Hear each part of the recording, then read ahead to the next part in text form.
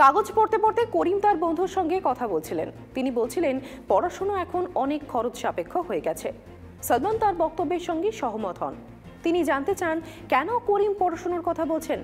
করিম বলেন যে তিনি তার সন্তানের পড়াশোনার জন্য ভাবছিলেন। সালমান তাকে থামিয়ে দিয়ে বলেন করিমের সন্তানের বয়স মাত্র 1 বছর, এখনো হাতে যথেষ্ট সময় রয়েছে। করিম বলেন এখন থেকে না ভাবলে অনেক দেরি হয়ে যাবে। সালমান জিজ্ঞাসা করেন কেন? করিম বলেন 20 বছর পর 2 কোটি টাকা খরচ করার মতো পর্যাপ্ত টাকা তার কাছে নেই, তাই এখনই পরিকল্পনা শুরু করতে হবে। সালমান করিমের এই ভাবনার সঙ্গে সহমত পোষণ করেন। এই চিন্তা যুক্তিসঙ্গত। আপনি যদি অল্প বয়সে আপনার সন্তানের শিক্ষার খরচের পরিকল্পনা না করেন, তাহলে সন্তানের উচ্চশিক্ষার জন্য কলেজে ভর্তির সময় থেকে পরবর্তীতে শিক্ষার জন্য খরচ আপনার অসাধ্য বলে মনে হতে পারে। এর জন্য আপনাকে ঋণ নিতেও হতে পারে, যা শোধ করতে আপনার অনেক সময় লাগবে, অথবা চাকরি পাওয়ার পর সন্তানকে এডুকেশন লোনের বোঝা বহন করতে হবে। আপনি যদি আপনার সন্তানের শিক্ষার জন্য পরিকল্পনা না করে থাকেন, তাহলে শিক্ষা খরচের মুদ্রাস্ফীতির আগুন আপনার মাথা ব্যথার কারণ হতে পারে। তবে চিন্তা করবেন না, তাহলে আমরা আপনাকে বলবো কিভাবে আপনি অল্প পরিমাণ টাকা যোগ করে একটি বড় ফান্ড তৈরি করতে পারেন, যাতে আপনাকে আপনার সন্তানের শিক্ষার খরচ নিয়ে চিন্তা করতে না হয়। খুচরো মুদ্রাস্ফীতি গত কয়েক দশক ধরে প্রায় 6% হয়েছে, যখন শিক্ষার খরচ 11 থেকে 12% হারে বাড়ছে। এর মানে হলো প্রতি 6 থেকে 7 বছরে শিক্ষার খরচ প্রায় দ্বিগুণ হয়েছে। 2023 সালে ব্যাংক বাজারে প্রকাশিত একটি প্রতিবেদন অনুসারে একটি লিডিং বিজনেস স্কুলে 2 বছরের জন্য MBA প্রোগ্রামের খরচ 2003 সালে 3 লক্ষ টাকা ছিল, যা 2013 সালে 16.6 লক্ষ টাকা এবং 2023 সালে 24.6 লক্ষ টাকায় দাঁড়িয়েছে। 20 বছরের শিক্ষার খরচের বার্ষিক মুদ্রাস্ফীতি হয়েছে 11%। শিক্ষায় 11% মুদ্রাস্ফীতি ধরে নিলে 2023 সালে 24.6 লক্ষ টাকা ছিল, যা 2028 সালে বেড়ে 41.45 লক্ষ টাকা হবে। 2033 সালে 69.8 লক্ষ টাকা এবং 2038 সালে 1.17 কোটি টাকা এবং 2043 সালে 1.98 কোটি টাকায় দাঁড়াবে। PPF, EPF, FD, Sukanya Samriddhi scheme, ये बहुत ही अच्छी स्कीम्स है और काफ़ी हद तक सेफ है, फिक्स्ड रिटर्न भी देती है। लेकिन अगर आपके बच्चे की पढ़ाई का गोल और वो भी लॉन्ग टर्म है, यानी कि 15-20 साल के बाद आपको ये अचीव करना है, तो ज़रूर इक्विटी म्यूचुअल फंड स्कीम को आप कंसीडर करिए। और large cap, multi cap, flexi cap, mid cap, आपके रिस्क टेकिंग एपेटाइट के अनुसार आपको जरूर इसमें निवेश करना चाहिए, क्योंकि इक्विटी म्यूचुअल फंड स्कीम में ही आप লং টার্মে ইনফ্লেশন বিটিং। করিমের ছেলের জন্ম 2023 সালে, এখন শিশুটির বয়স 1 বছর। যদি সে 2043 সালে 20 বছর বয়সে MBA তে ভর্তি হয়, তাহলে করিমের 2 বছরের পড়াশোনার জন্য আনুমানিক 2 কোটি টাকা রাখতে হবে। একজন মধ্যবিত্ত ব্যক্তির পক্ষে একেবারে 2 কোটি টাকার ব্যবস্থা করা মোটেই সহজ নয়। তাই এমন পরিস্থিতিতে সন্তানের জন্মের পরপরই উচ্চশিক্ষার পরিকল্পনা করে করিম একেবারেই সঠিক কাজ করেছেন। আপনার সন্তান এখন থেকে 15-20 বছর পর কি বিষয় নিয়ে পড়াশোনা করবে তা নির্ধারণ করা কঠিন, তবে কিছু মৌলিক প্রশ্ন রয়েছে যার উত্তর আপনার কাছে থাকা উচিত। যেমন কত বছর পরে তার উচ্চশিক্ষার জন্য অর্থের প্রয়োজন হবে, আপনি যে কোর্সে পড়াশোনা করাতে চান তার ভবিষ্যতে খরচ ইত্যাদি। আপনাকে একটি মুদ্রাস্ফীতি ক্যালকুলেটর ব্যবহার করে এগুলি গণনা করতে হবে। একটি মুদ্রাস্ফীতি ক্যালকুলেটর মুদ্রাস্ফীতি অনুযায়ী আপনার বর্তমান খরচ যোগ করে এবং আপনাকে ভবিষ্যতে কত খরচ হবে তা বলে দেবে।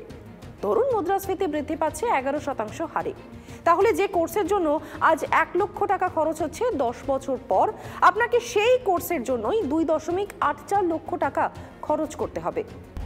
आप अपने रिस्क टेकिंग एपेटाइट के हिसाब से या तो इक्विटी म्यूचुअल फंड स्कीम में या हाइब्रिड म्यूचुअल फंड स्कीम में SIP के माध्यम से निवेश कर सकते हैं। अगर आपने hybrid mutual fund scheme select किया और 12% रिटर्न मिला, देखिए mutual funds are subject to market risk. You have to read the offer documents carefully before investing, और past performance कभी भी आपको गारंटी नहीं देगा फ्यूचर परफॉर्मेंस के लिए। लेकिन अगर आपको हाइब्रिड स्कीम में 12% रिटर्न मिला और आपने 20,000 रुपया हर महीने SIP के माध्यम से निवेश किया, तो आप 2 करोड़ तक। সময় মতো এডুকেশন ফান্ড সংগ্রহ শুরু করা খুবই গুরুত্বপূর্ণ। যত তাড়াতাড়ি আপনি বিনিয়োগ শুরু করবেন, চক্রবৃদ্ধির মাধ্যমে আপনার অর্থ বৃদ্ধির জন্য আপনার কাছে তত বেশি সময় থাকবে।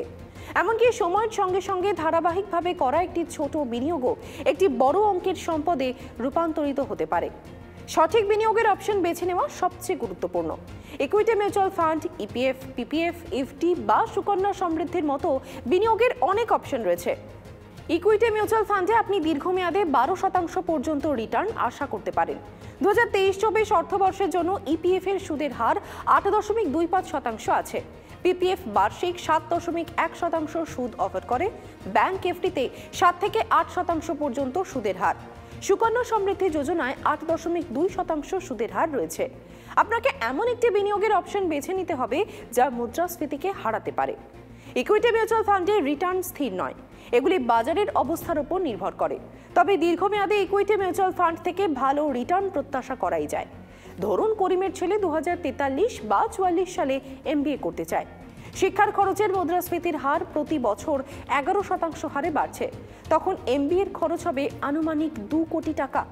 এখন প্রশ্ন হলো, এই খরচ জোগাড় করতে করিমের প্রতি মাসে কত টাকা বিনিয়োগ করতে হবে? চলুন দেখা যাক। मार्केट फ्लक्चुएशन और वॉलेटिलिटी भी एक बहुत बड़ी समस्या है। जब आपको वो पैसे की जरूरत है, तब अगर मार्केट डाउन है तो आपकी वैल्यू जो है वो शायद कम हो जाएगी। तो हम ये राय देना चाहेंगे कि जब आपका एक्चुअल गोल अचीवमेंट होता है, उसके 1 या 2 साल पहले अपना पैसा आप शिफ्ट कर दीजिए, या तो लिक्विड म्यूचुअल फंड में या डेट म्यूचुअल फंड स्कीम में आप उनको डाल दीजिए, ताकि आपके पैसे कम ना लगे। টার্গেট অ্যামাউন্ট হলো 2 কোটি টাকা। বিনিয়োগের সময়কাল 20 বছর। আনুমানিক রিটার্ন হলো 12%। এই গণনা অনুসারে তাকে ইকুইটি মিউচুয়াল ফান্ডে 20,000 টাকার মাসিক এসআইপি শুরু করতে হবে। এই সময় করিম মোট 48.50 লক্ষ টাকা জমা করবেন। এতে প্রায় 1.5 কোটি টাকার রিটার্ন পাবেন। আপনি যখন শিক্ষার মতো লক্ষ্যের জন্য বিনিয়োগ করেন, অর্থ যোগ করার পাশাপাশি আপনাকে সময় মতো এই টাকা তোলার জন্য একটি কৌশল স্থির করতে হবে। যদি আপনার কাছে এসআইপি শুরু করার জন্য পর্যাপ্ত টাকা না থাকে, তাহলে চিন্তার কোনো কারণ নেই। প্রতি মাসে আপনার সামর্থ্য অনুযায়ী বিনিয়োগ শুরু করুন। আপনার আয় বাড়ার সঙ্গে সঙ্গে এসআইপির পরিমাণও বাড়াতে থাকুন। এর জন্য আপনি এসআইপি শুরু করার সময় স্টেপ আপ বা টপ আপ এসআইপি অপশন বেছে নিতে পারেন। শুধুমাত্র আপনার সন্তানের শিক্ষার জন্যই নয়, অন্য যে কোনো লক্ষ্যের জন্য বিনিয়োগ করুন। তাই বিনিয়োগ করার পরে ভুলে যাবেন না, পরিবর্তে বছরে অন্তত একবার আপনার বিনিয়োগের কৌশল পর্যালোচনা করুন। যখন আমরা দীর্ঘমেয়াদী লক্ষ্যগুলির জন্য পরিকল্পনা করি, তখন জীবনে অনেক উত্থান পতনের মুখোমুখি হতে হবে। তাই চাকরি হারানো, গুরুতর অসুস্থতা বা মৃত্যুর মতো আর্থিক ঝুঁকির জন্য টার্ম এবং হেলথ ইন্স্যুরেন্সের পর্যাপ্ত কভারেজ নিশ্চিত করুন, যাতে আপনার পরিকল্পনা ট্র্যাকে থাকে।